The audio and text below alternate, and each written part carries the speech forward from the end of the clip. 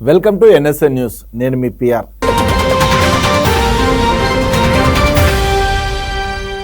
దేశవ్యాప్తంగా దుమారం రేపిన NEET UG 2024 పరీక్ష అక్రమాల వ్యవహారంపై సుప్రీంకోర్టు కీలక వ్యాఖ్యలు చేసింది. ఈ పరీక్షల పేపర్ లీక్ అయిన మాట వాస్తవమేనని కోర్టు స్పష్టం చేసింది. అయితే ఇది 23 లక్షల మందితో జీవితాలతో ముడిపడిన అంశమైనందున నీట్ రీటెస్ట్ను తాము చివరి అవకాశంగా పరిగణిస్తామని వెల్లడించింది. నీట్ యూజీ ప్రశ్నపత్రం లీక్ అయిందని, అవకతవకల అక్రమాలు జరిగాయని, పరీక్షను రద్దు చేయాలని సుప్రీంకోర్టులో మొత్తం 38 పిటిషన్లు దాఖలయ్యాయి. వీటిపై భారత ప్రధాన న్యాయమూర్తి జస్టిస్ డివై చంద్రచూడ్ నేతృత్వంలోని ధర్మాసనం విచారణ చేపట్టింది. నీట్ ప్రశ్నపత్రం లీక్ అయిందన్న విషయం స్పష్టమైంది. పరీక్ష పవిత్రతను దెబ్బతీశారని రుజువైన లేదా నేరం చేసిన వారిని గుర్తించలేకపోయిన మేం నీట్ రీటెస్ట్కు ఆదేశిస్తామని తెలిపింది. లీక్ అయిన ప్రశ్నపత్రం సోషల్ మీడియాలో వ్యాప్తి చేశారని, తెలిసినా మళ్లీ పరీక్ష నిర్వహించాలని చెబుతామని పేర్కొంది. కానీ రీటెస్ట్కు ఆదేశించే ముందు లీక్ అయిన పేపర్ ఎంతమందికి చేరిందో తేలాల్సి ఉందని ధర్మాసనం తెలిపింది. ఈ సందర్భంగా కేంద్రానికి న్యాయస్థానం కీలక ప్రశ్నలు సంధించింది. పేపర్ లీక్తో 2 విద్యార్థులకే సంబంధం ఉందని అంటున్నారని, కానీ అది 23 లక్షల మంది జీవితాలతో ముడిపడిన అంశమని తెలిపింది. అందువల్ల లీక్ ఎలా జరిగిందనేది తెలుసుకోవాలని కేంద్రానికి సూచించింది. లీక్ అయిన పేపర్ ఎంతమందికి చేరిందో గుర్తించారా, ఎలా చేరిందో తెలుసుకున్నారా, లీకేజ్తో లబ్ధి పొందిన విద్యార్థులపై ఏం చర్యలు తీసుకున్నారు, వీటన్నిటికీ సమాధానాలు కావాలని కేంద్రాన్ని ఆదేశించింది సుప్రీంకోర్టు. వీటన్నిటిపై సమగ్ర దర్యాప్తు జరిగిన తర్వాతనే తీర్పు చెబుతామని ధర్మాసనం వెల్లడించింది.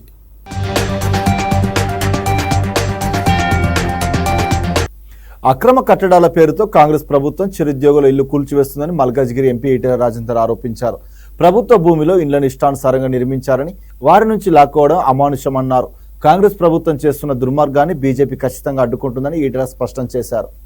ఈటెల రాజేందర్ హైదరాబాద్లోని ఆయన నివాసంలో మీడియాతో మాట్లాడుతూ, సాయి ప్రియా ఎన్క్లేవ్లో చిన్న ఉద్యోగులు, నిరుపేదలు 30 ఏళ్ల కిందట భూములు కొనుగోలు చేశారన్నారు.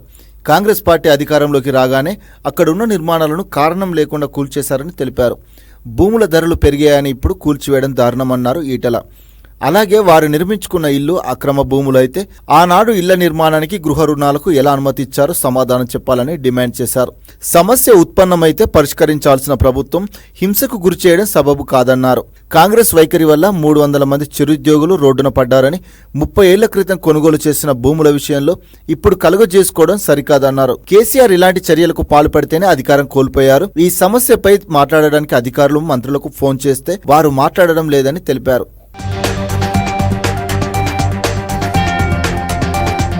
ప్రజలకు మంచి చేయడమే నా కర్తవ్యమని కేంద్ర హోంశాఖ సహాయ మంత్రి బండి సంజయ్ తెలిపారు. నాకు అహంకారం లేదు అని, మిమ్మల్ని కష్టాల నుంచి బయటకు తెచ్చే బాధ్యతను నేను తీసుకుంటానని భరోసా ఇచ్చారు బండి సంజయ్. అదేవిధంగా దేశం అభివృద్ధి చెందాలంటే ముందుగా రాష్ట్రాలు అభివృద్ధి చెందాలని సూచించారు. కేంద్ర హోంశాఖ సహాయ మంత్రి బండి సంజయ్ సిరిసిల్ల పర్యటనలో భాగంగా పట్టణంలోని మున్నూరు కాపు కళ్యాణ మండప అభివృద్ధి పనులకు భూమి పూజ చేశారు. అనంతరం ఆయన మాట్లాడుతూ, కాంగ్రెస్ బీఆర్ఎస్ కార్యకర్తలు తన గెలుపునకు సహకరించారని తెలిపారు. రాజకీయ పార్టీలు కేవలం ఎన్నికల వరకే అని అన్నారు.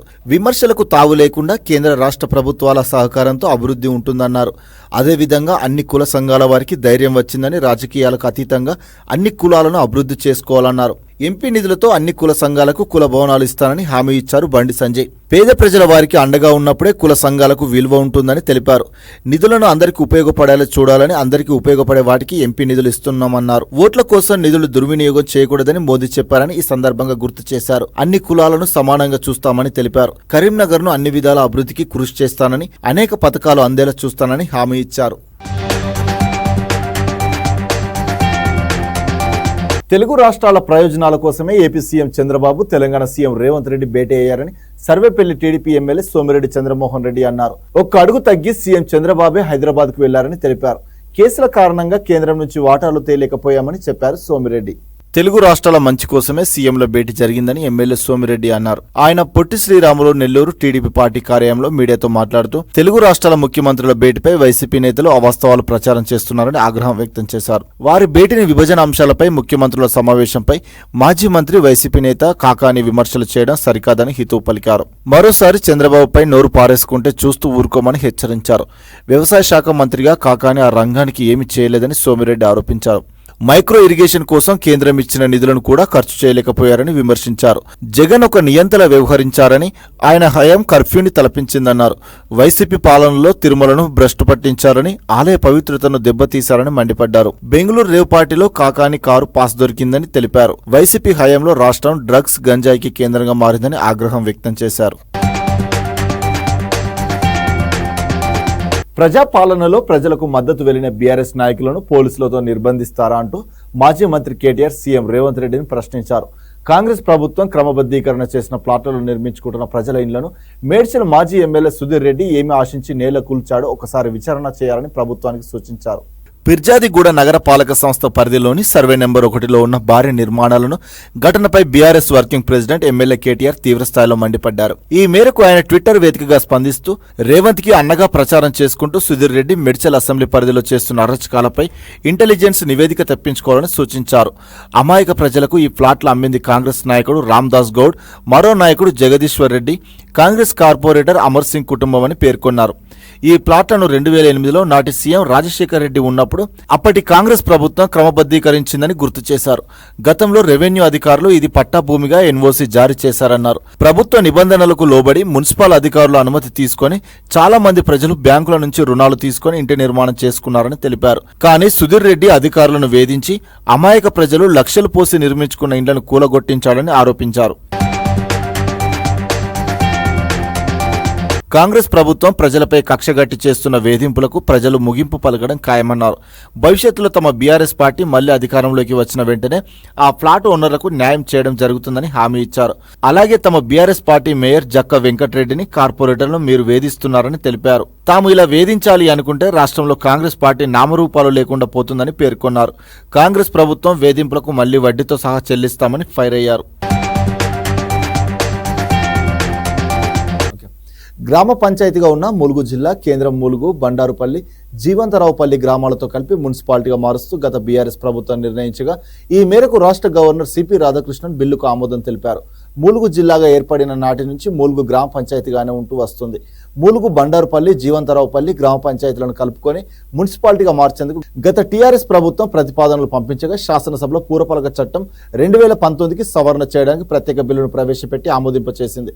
జిల్లా కేంద్రానికి 3 కిలోమీటర్ల దూరంలో ఉన్న బండారుపల్లి, జీవంతరావుపల్లి జీపీలను విలీనం చేసి మున్సిపాలిటీగా ఏర్పాటు చేసేందుకు ప్రతిపాదించగా గత ప్రభుత్వ హయాంలో బిల్లును శాసనసభ, శాసన మండలిలో పాస్ చేసి గవర్నర్ ఆమోద ముద్ర కోసం పంపించగా గత గవర్నర్ పెండింగ్ లో ఉంచారు. ప్రస్తుతం రాష్ట్రంలో కాంగ్రెస్ ప్రభుత్వం ఏర్పడిన తర్వాత గవర్నర్ వద్ద పెండింగ్ లో ఉన్న బిల్లులకు మోక్షం లభించడంతో రాష్ట్ర ప్రభుత్వ సూచనలతో ములుగు గ్రామ పంచాయతీని మున్సిపాలిటీగా మారుస్తూ గవర్నర్ ఆమోద ముద్ర వేశారు. సినిమాలు, దృశ్య మాధ్యమాల్లో దివ్యాంగులను కించపరిచేలా సన్నివేశాలను చిత్రీకరించడాన్ని నిరోధిస్తూ సుప్రీంకోర్టు కీలక మార్గదర్శకాలను విడుదల చేసింది. దివ్యాంగుడు, స్పాస్టిక్ వంటి పదాలు వారిని సామాజిక వివక్షకు గురయ్యేలా చేస్తాయని ప్రధాన న్యాయమూర్తి జస్టిస్ డివై చంద్రచూడ్ నేతృత్వంలోని ధర్మాసనం స్పష్టం చేసింది. సినిమా స్క్రీనింగ్ కు అనుమతించే ముందు సర్టిఫికేట్ ఇచ్చే సిబిఎఫ్సి నిపుణుల అభిప్రాయాన్ని తప్పనిసరిగా తీసుకోవాలని పేర్కొంది. బాలీవుడ్ సినిమా అంకు మిచోలిలో ఓ దివ్యాంగులను కించపరిచేలా సన్నివేశాలు ఉన్నాయని నిపుణ్ మల్హోత్రా అనే వ్యక్తి దాఖలు చేసిన పిటిషన్పై సుప్రీంకోర్టు ఈ మేరకు తీర్పునిచ్చింది. దివ్యాంగులపై వాస్తవాలను చిత్రీకరించడానికి దృష్ట్యా మీడియా కృషి చేయాలని తెలిపింది. దివ్యాంగుల సవాళ్లను మాత్రమే కాకుండా వారి విజయాలను, ప్రతిభ సమాజానికి చేసిన సేవను చూపించాలని అభిప్రాయపడింది. ఆంధ్రప్రదేశ్లో 16,347 టీచర్ పోస్టుల భర్తీకి సంబంధించిన మెగా డిఎస్సికి సిద్ధమైన ఏపీ ప్రభుత్వం టెట్ పరీక్షను మరోసారి నిర్వహిస్తున్న విషయం తెలిసిందే. ఈ క్రమంలో ఉపాధ్యాయ అర్హత పరీక్ష షెడ్యూల్లో ప్రభుత్వం మార్పులు చేసింది. ఇటీవల టెట్ అభ్యర్థులు ప్రిపరేషన్ కు మరింత గడువు ఇవ్వాలని ప్రభుత్వానికి రిక్వెస్ట్ చేయగా ప్రభుత్వం స్పందించింది. అభ్యర్థుల విజ్ఞప్తి మేరకు టెట్ డిఎస్సికి సన్నద్ధమయ్యేందుకు మరింత గడువు ఇస్తూ ఇటీవల నిర్ణయం తీసుకుంది. ఈ క్రమంలో జూలై 2వ తేదీన విడుదల చేసిన నోటిఫికేషన్ ప్రకారం ఆగస్టు 5 నుంచి 20 వరకు టెట్ ఎగ్జామ్ జరగాల్సి ఉండగా ఆ పరీక్షలను అక్టోబర్ 3 నుంచి 20 వరకు నిర్వహిస్తామని తెలిపింది. అయితే ప్రిపరేషన్ కు సమయం కోసం అభ్యర్థుల వినతి మేరకు నోటిఫికేషన్ సవరణ చేసి విడుదల చేసింది. ఫన్ పేరుతో చిన్న పిల్లలపై అసభ్యకరమైన జోకులు వేస్తూ తీసిన వీడియో సోషల్ మీడియాలో వైరల్ అయింది. ఆ వీడియోపై టాలీవుడ్ హీరో సాయి ధరమ్ తేజ్ ట్విట్టర్ వేదికగా ఆగ్రహం వ్యక్తం చేసిన విషయం తెలిసిందే. ఈ క్రమంలో సాయిధరం తేజ్ చేసిన అభ్యర్థన మేరకు Telangana CM Revanth deputy CM బట్టి విక్రమార్క స్పందించారు. దీనిపై తమ ప్రభుత్వం చర్యలు తీసుకుంటుందని హామీ ఇచ్చారు. తాజాగా ఈ ఘటనపై సీఎం రేవంత్ సంచలన నిర్ణయం తీసుకున్నట్లు సమాచారం. వివరాల ప్రకారం ఏపీకి చెందిన ప్రముఖ యూట్యూబర్పై సైబర్ క్రైమ్ పోలీసులు కేసు నమోదు చేశారు. తండ్రి కూతుళ్ల బంధంపై అతడితో పాటు మరికొందరు యూట్యూబర్లు అసభ్యకర వ్యాఖ్యలు చేసిన వీడియో వైరల్ అయింది. హీరో సాయిధరం తేజ్ దాన్ని ప్రభుత్వం దృష్టికి తీసుకొచ్చారు. ఈ నేపథ్యంలోనే స్పందించిన సీఎం రేవంత్ డిప్యూటీ సీఎం బట్టి ఆదేశాలతో పోలీసులు కేసు ఫైల్ చేశారు. కాగా నిందితులపై కఠిన చర్యలు తీసుకోవాలని నెటిజన్లు డిమాండ్ చేస్తున్నారు. వికసిత్ భారత్ ఆత్మనిర్భర్ భారత్ కు ప్రజలు ఓటు వేశారని బీజేపీ ఏపీ రాష్ట్ర అధ్యక్షురాలు పురంధేశ్వరి తెలిపారు. రాజమహేంద్రవరంలో నిర్వహించిన బీజేపీ రాష్ట్ర స్థాయి కార్యవర్గ సమావేశంలో ఆమె మాట్లాడుతూ ఎన్డీఏ కూటమి విధానాలకు అనుకూలంగా ప్రజలు ఓటు వేశారన్నారు. 5వ ఆర్థిక శక్తిగా భారత్ ఎదగడం వల్లే అభివృద్ధి సాధ్యమైందని చెప్పారు. దేశాభివృద్ధి కోసమే ప్రధాని నరేంద్ర మోడీ ఎల్లప్పుడూ ఆలోచిస్తారని కేంద్ర మంత్రి మురుగన్ అన్నారు. మూడోసారి బాధ్యతలు చేపట్టాక పేదలకు 3 కోట్ల ఇళ్ల పథకంపై ప్రధాని మోదీ మొదటి సంతకం చేశారని తెలిపారు. రైతుల ఖాతాలకు 20,000 కోట్లను జమ చేస్తూ రెండో సంతకం చేశారని గుర్తు చేశారు. 10 ఏళ్ల ఎన్డీఏ పాలనలో దేశం అద్భుత ప్రగతి సాధించిందని తెలిపారు. కార్యక్రమంలో సోము వీర్రాజు తదితర నేతలు పాల్గొన్నారు. ఇది కేవలం ఎన్డీఏ కూటమికి వేసినటువంటి ఓటు కాదు. ఇది ప్రత్యక్షంగా కూటమికి వారు ఓటు వేసినా కూడా ఇది పరోక్షంగా వికసిత్ భారత్ కి, అదేవిధంగా స్వీయ ఆధారిత భారత్ కి, ఆత్మ నిర్భర్ భారత్ కి ప్రజలు వేసినటువంటి ఓటు అని చెప్పి మనం అందరం కూడా ఇక్కడ గమనించాలి.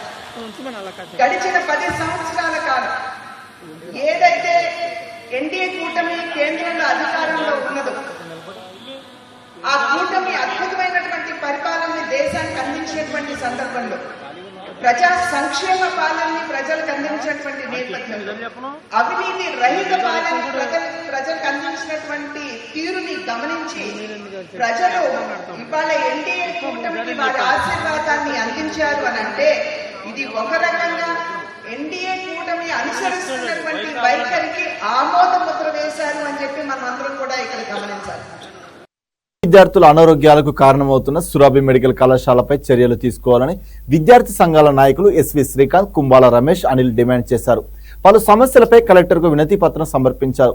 అనంతరం విద్యార్థి సంఘాల నాయకులు మాట్లాడుతూ వైద్యం చేయాల్సిన విద్యార్థుల ఆసుపత్రి పాలు కావడం బాధాకరమని ఆరోపించారు. మిట్టపల్లి గ్రామంలోని సురాభి మెడికల్ కళాశాల హాస్టల్లో ఉంటున్న విద్యార్థులకు కాలేజీ యాజమాన్యం పెట్టిన నాసి రకమైన ఆహారం తినడం వల్ల ఫుడ్ పాయిజన్ కు గురయ్యారని ఆవేదన వ్యక్తం చేశారు. కాలేజీ యాజమాన్యం విద్యార్థుల నుంచి లక్షల్లో ఫీజులు దండుకొని వారి ఆరోగ్యం గురించి పట్టించుకోవడం లేదని మండిపడ్డారు. నాణ్యమైన భోజనం అందించాలని విద్యార్థులు ఎన్నోసార్లు కాలేజీ యాజమాన్యంకు చెప్పినా సంబంధం లేనట్టు వ్యవహరించిన సిగ్గుచేటన్నారు. పట్టించుకోవాల్సిన డిఎంహెచ్ఓ అధికారి నిర్లక్ష్యంగా వ్యవహరించినట్టు మండిపడ్డారు. ఫుడ్ ఇన్స్పెక్టర్ డబ్బులకు కక్కుర్తిపడి కాలేజీ యాజమాన్యంకు వత్తాసు పలుకుతున్నారన్నారు. తక్షణమే జిల్లా కలెక్టర్ సురాభి మెడికల్ కళాశాలను సందర్శించాలని కోరారు. లేని పక్షంలో ఆందోళన చేస్తామని హెచ్చరించారు. ఈ కార్యక్రమంలో సిద్దిపేట డిఎస్ఎస్ అధ్యక్షుడు ఎండి రజాక్, కోంపెల్లి విజయ్ కుమార్ తదితరులు పాల్గొన్నారు.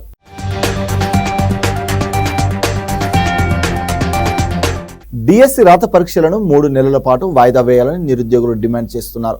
అయితే డైరెక్టర్ ఆఫ్ స్కూల్ ఎడ్యుకేషన్ ముట్టడికి డిఎస్సి అభ్యర్థులు పిలుపునిచ్చారు. దీంతో భారీ సంఖ్యలో డిఎస్సి అభ్యర్థులు స్కూల్ ఎడ్యుకేషన్ కార్యాలయం వద్దకు చేరుకున్నారు. నిరసన తెలుపుతున్న నిరుద్యోగులను పోలీసులు అరెస్టు చేశారు. ఈ సందర్భంగా ఓ నిరుద్యోగి తన ఆవేదనను వ్యక్తం చేశాడు. నిరసనలు తెలిపేందుకు అవకాశం ఇవ్వండి అంటూ ఆ నిరుద్యోగి పోలీసు ఆఫీసర్ కాలు మొక్కి వేడుకున్నాడు.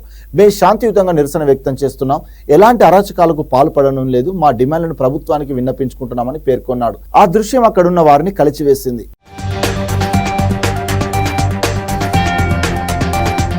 ఏపీలోని ప్రకాశం జిల్లా కంబం పట్టణంలోని రావిపాడు రోడ్లో గల మస్తన్వలి స్వామి దర్గా సమీపంలో 3 అంతస్తుల భవనంలో రేషన్ బియ్యం నిల్వ ఉంచారు. పక్కా సమాచారంతో కంబం డిప్యూటీ తహసీల్దార్ ప్రసాద్, ఎన్ఫోర్స్మెంట్ అధికారి అనిల్ ఇద్దరు కలిసి ఆ బిల్డింగ్ లో ఉన్న రేషన్ బియ్యం బస్తాలను సీజ్ చేసి కేసు నమోదు చేశారు.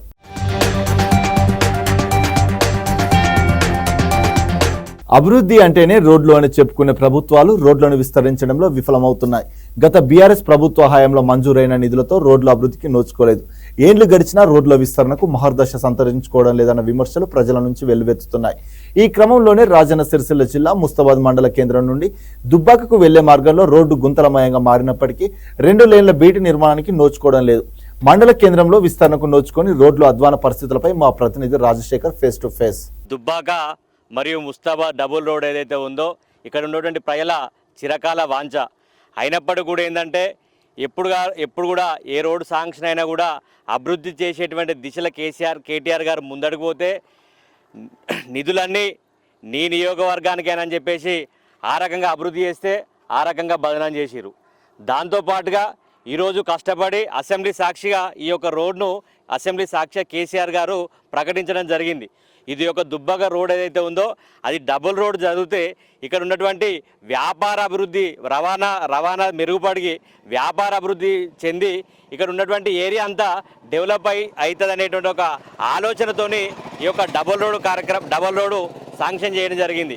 14 కోట్ల రూపాయలతో ఇట్టి డబుల్ రోడ్ను శాంక్షన్ చేస్తే ఈరోజు ప్లేట్లో అన్నం ఎత్తేసినట్టుగా తినే ఇస్తరాకును గుంజుకున్నట్టుగా మొన్న ఏర్పడ్డ కాంగ్రెస్ ప్రభుత్వం అయినటువంటి రోడ్డు రవాణా శాఖ మంత్రి కోమటిరెడ్డి వెంకటరెడ్డి గారు తన యొక్క అంగబలంతో ఇక్కడ ఉన్నటువంటి దాన్ని తన నల్గొండ జిల్లాకు తరలించకపోయిండు. ప్రధాని మోడీ రష్యా చేరుకున్నారు. ఉక్రెయిన్ రష్యా మధ్య యుద్ధం తర్వాత తొలిసారి రష్యా గడ్డపై 3 అడుగు పెట్టారు. 2 రోజుల పర్యటన నిమిత్తం ప్రధాని రష్యాకు బయలుదేరి వెళ్లారు. మాస్కోలో దిగిన ప్రధాని మోడీకి అధికారులు సాదర స్వాగతం పలికారు. రష్యన్ డ్యాన్స్ బృందం ప్రత్యేకంగా దాండియా గర్భ నృత్యంతో మోడీకి స్వాగతం పలికారు. రష్యా అధ్యక్షుడు పుతిన్ ఆహ్వానం మేరకు మోడీ మాస్కో వెళ్లారు. పర్యటనలో భాగంగా ఇరు దేశాధినేతలు వార్షిక శిఖరాగ్ర సదస్సులో పాల్గొంటారు. 2 దేశాల మధ్య వాణిజ్య, రక్షణ, ఆర్థిక సహకారంపై ద్వైపాక్షిక చర్చలు జరపనున్నారు. ఇక ప్రధాని మోడీ కోసం పుతిన్ ప్రత్యేక విందు ఏర్పాటు చేశారు. అలాగే ప్రవాస భారతీయులతో కూడా ప్రధాని ముచ్చటించనున్నారు. ఇక రష్యా పర్యటన అనంతరం మోడీ ఆస్ట్రియా వెళ్లనున్నారు.